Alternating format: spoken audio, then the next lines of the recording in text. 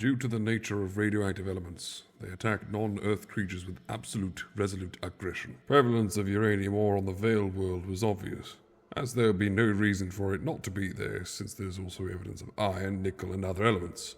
And some was found.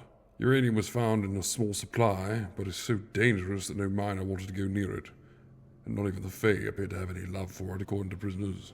Uranium, as a baseline, would have a kill radius of 15 feet. That is a kill radius, not a radius of sickness or infection by radiation. Anything exposed to it within 15 feet would have seconds to run before the body starts to shut down as the radiation begins to attack the magic within the body, consuming it to generate more radiation. Closest a Scaprian creature could be is 30 feet, but would come severely ill before their mana, core element, I'm still trying to find a word for this, regenerates, having to be locked in seclusion in order to not infect other Scaprian creatures. Unlike human contact, the radioactive materials elicit a response similar to a positional paresthesia in humans. The body will simply begin to buzz as the radioactive materials attack the magical elements within the body. However, unlike humans, this sensation will grow and become worse the longer they stay within the radius of the ore. Mind, this is just the ore.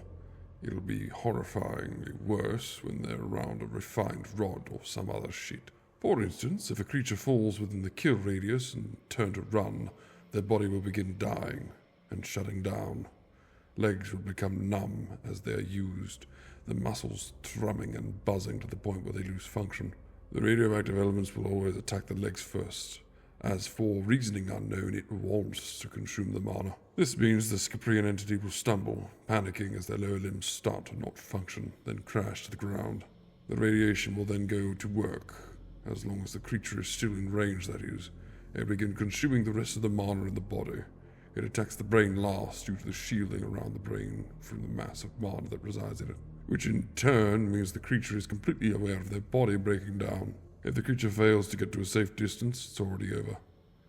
The droning buzz will grow in volume, the creature having to suffer the feeling of its legs, arms, fingers, organs, all of them shutting down and building the drone echoing through their body. Their muscles still twitch, fingers still grasp the ground, legs may kick and jerk as the brain desperately commands the body to move, but they simply will not be able to as the radiation consumes the magic to create more radiation. Once it reaches their chest, the creature will not only feel but hear their lungs, heart, and chest muscles shut down. The buzz will grow so loud it'll be all they can hear, or feel, until finally they will not even be able to see as the radiation moves towards their brain. To them, they will not see well, as if their head is near a bass subwoofer. Then blackness will take their sight, their body feeling as though they are under the epicenter of an earthquake. They won't be able to scream, or cry out, or even beg for help as the radiation attacks their brain, turning off their lights for good and consuming every inch of magic in the body.